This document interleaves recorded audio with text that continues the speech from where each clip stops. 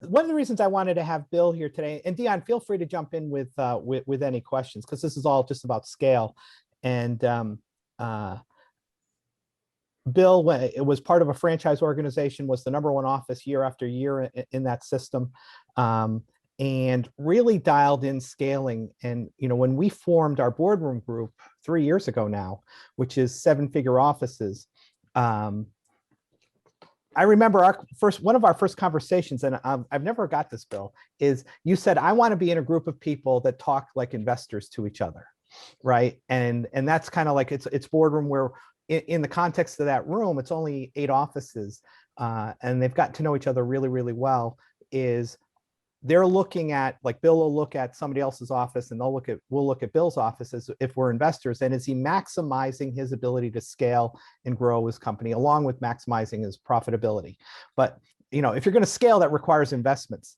So when you look at scaling and hiring, when you go back to when you started, what were kind of the big takeaways you had growing your firm?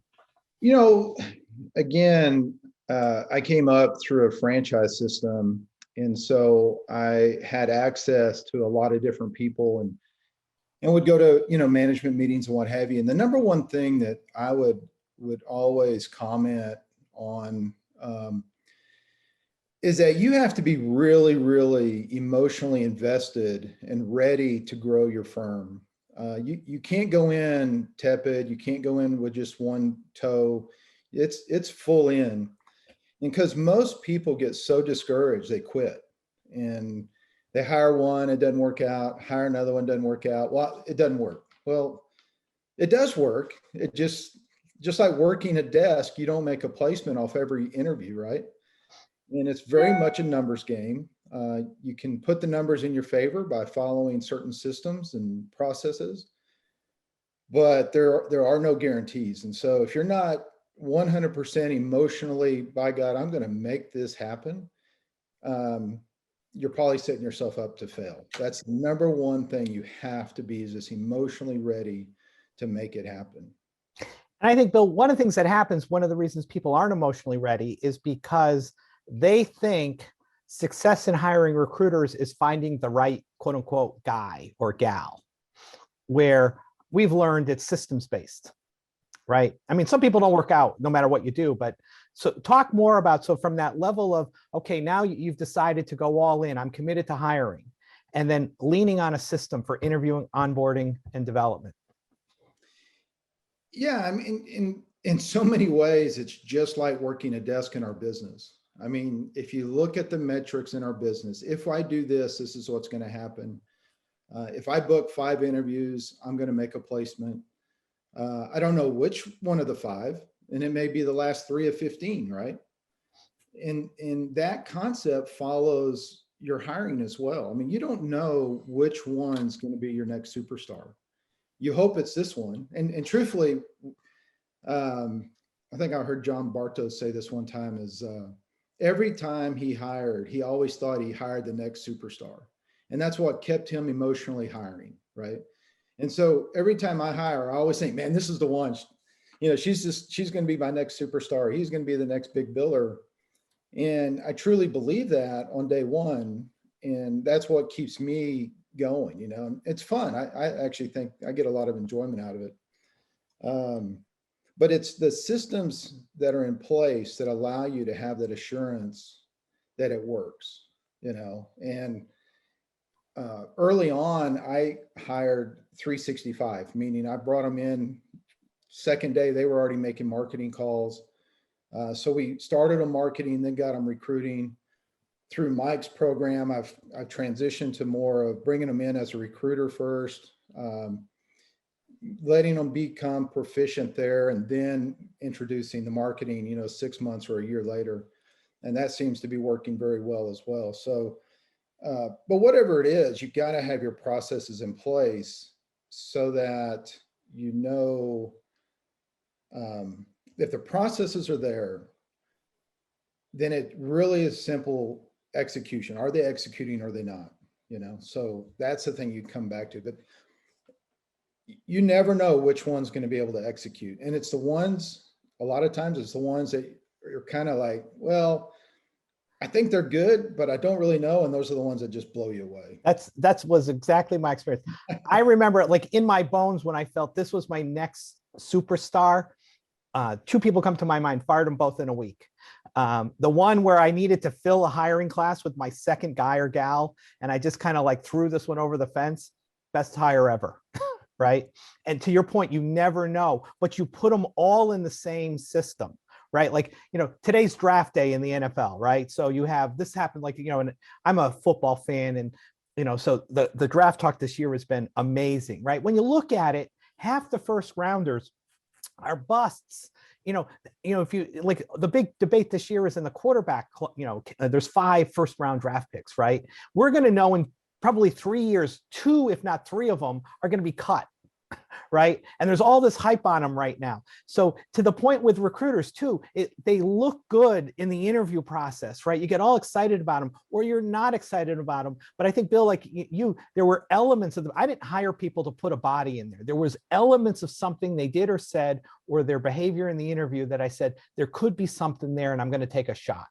Because I know if I put them in my system and they talk to 15 people a day, right, just like you, if they talk to 15 people a day, they'll be successful. And then they end up usually being more successful than we actually thought. Absolutely.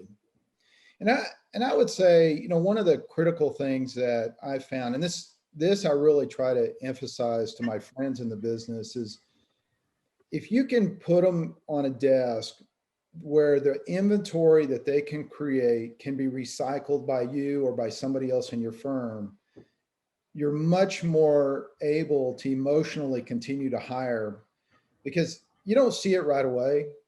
But now, I mean, we make a placement, I'll go and look where that candidate came from. I go, oh, that person worked for me for 2 weeks a year ago, and they're responsible for putting that resume in my database.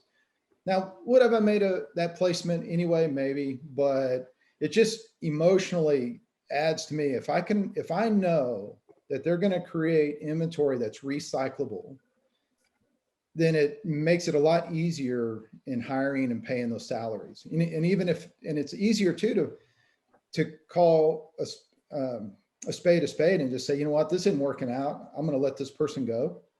Because a lot of times you're like, shit, I got 10 grand invested in this person. Why? I can't let them go now.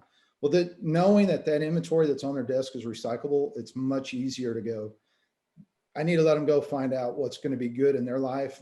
And I'm going to work their desk and go through their inventory real quick and see what I can get in the system and see if I can get a placement to pay back my investment. In my experience was very similar to yours. Was generally, if they're not going to make it, if you hold them accountable and they don't hit the 15, I fire them. And again, that's a small percentage of the people that actually don't do it.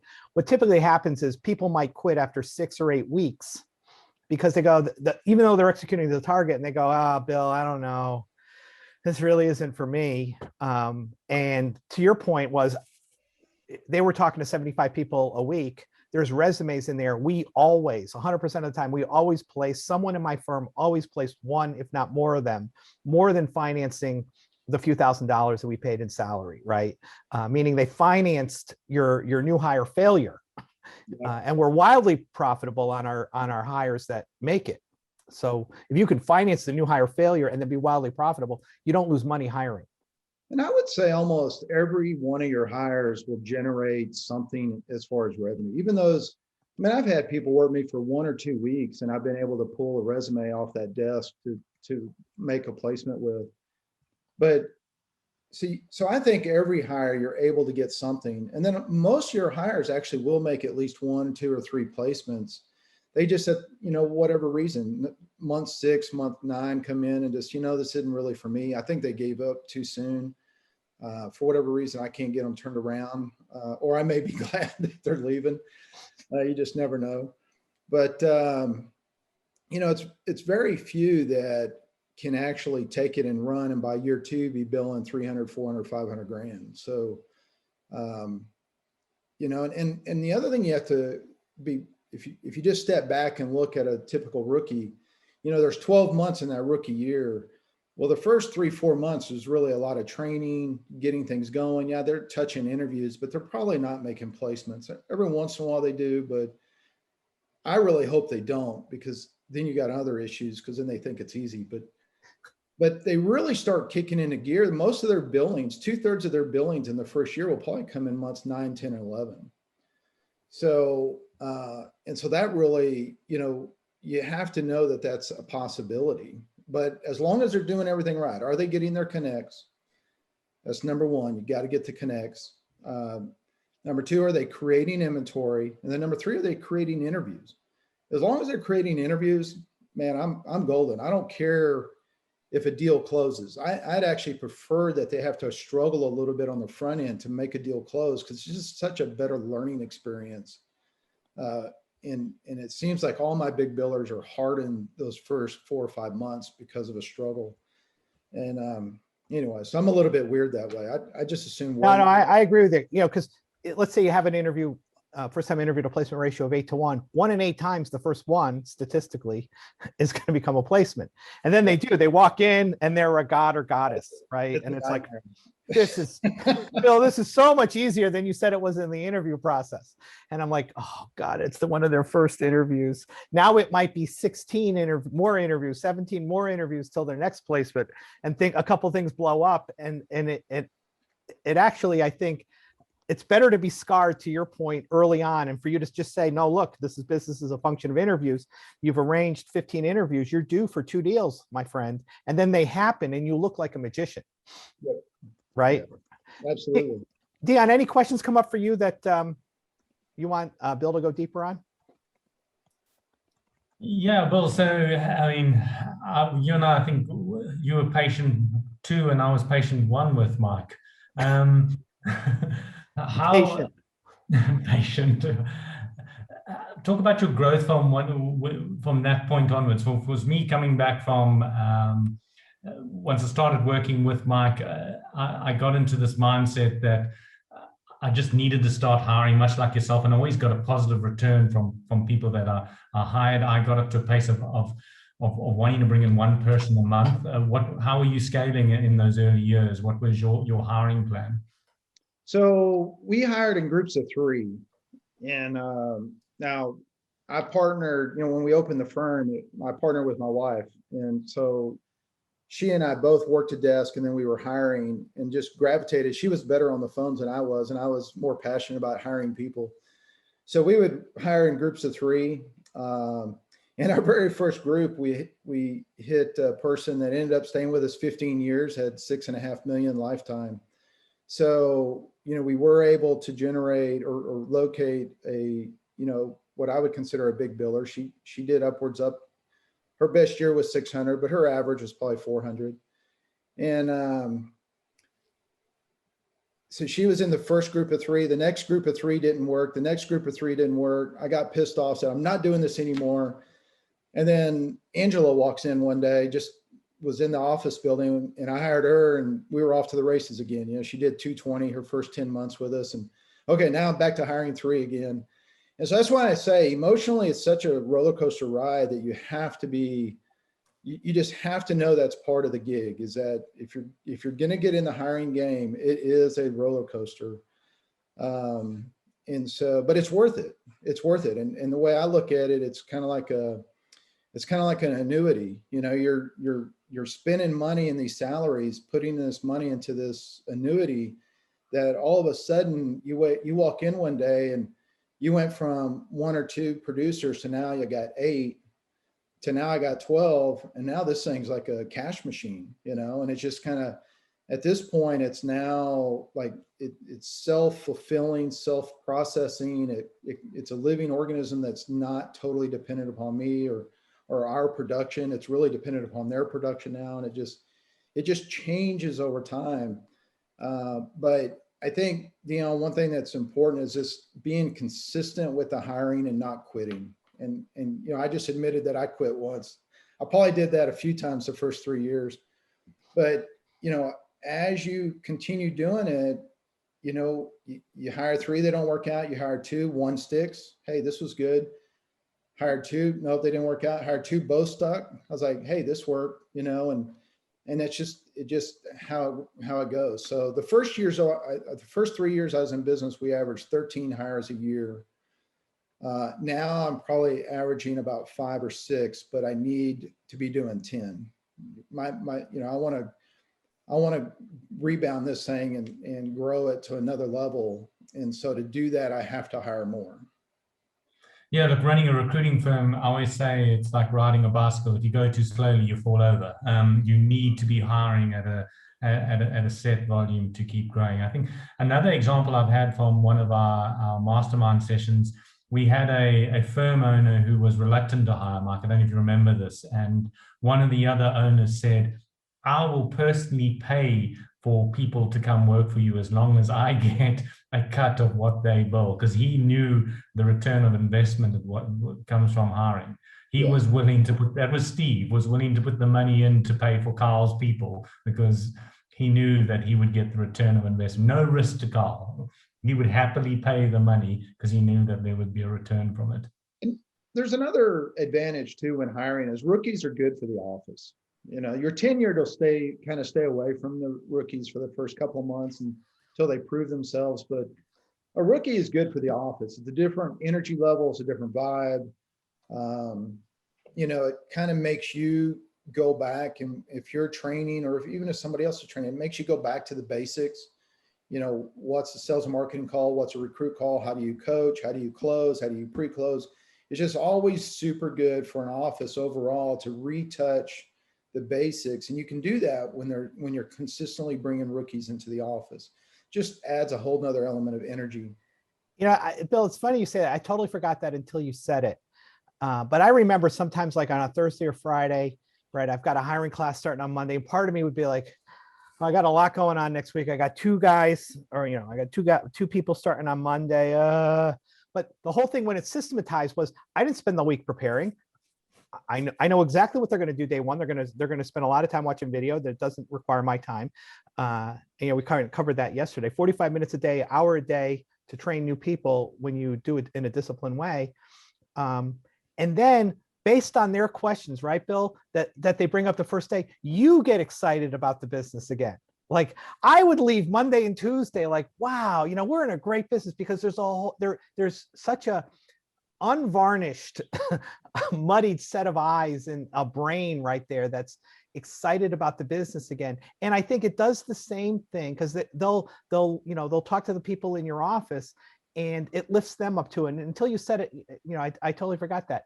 It raises the entire energy of the entire office. That's absolutely true. And you training makes you a better recruiter as well. Yes. Because you get better, because you can't leave them with your bad habits. So you get better and better at it. Absolutely. And your tenured want to sound better on the phone because they know the rookie's listening. Right. I mean, there's lots of advantages to having rookies come in the office, but you do have to, you just have to interview a lot of people. You have to hire a lot of people. And truthfully, you got to pull the trigger. As soon as you know it was a mistake, you got to pull the trigger. And you got to let them go when they're not right for your firm. Right. So because the other thing is, this is what I was talking about a little bit earlier. I looked, we talked about this in our boardroom meeting in March, right? Hiring on a calendar, not because Bobby, I can use another recruiter now, so I should probably plan that. No, as a business person, I'm going to have 2 people start May 1. I'm going to have 2 people start September 1. I'm going to have 2 people start January like 4th or 5th, like after New Year's. And you just calendar it like that. And then it's not, and then you're not going to have 100% success, which is why you hire in pairs, right? And you just say, this is what other businesses that scale do. They have hiring plans. IBM, Microsoft isn't calling going, hey, do you need another sales guy? They're saying, no, we want to grow 20% next year. And what are the markets we're going to attack? And based on those markets, where are we going to invest our sales dollars, right? That's what truly scaling looks like. And that's what kind of the dialogue we had for 2 days, in March is where do you want your business to be? Plan on some turnover, and then let's set up a hiring calendar for the entire year. The hiring calendar is critical because otherwise the year will get slipped by you. But you have to have the discipline to make sure that you force yourself to do it. And you'll come up with all sorts of excuses. We had a fall off. That's not a good reason. Yeah. Every business has fall offs. If you want to grow, you have to do it. You're buying revenue streams. That's exactly it. Yeah. Right. So, right, you're putting in $3,000 a month to get in profit probably 12,000 a month or 10,000 a month, depending on the margin. We can talk about that more in Q&A because comp could take 3 hours. Well, Bill, thank you so much. I appreciate your insights as always, my friend. I appreciate you're free to hang out with us if you want. Dion, anything else that we missed? No, I think you covered it. Nice to see you again, Bill. Nice seeing everybody out there. Y'all take care.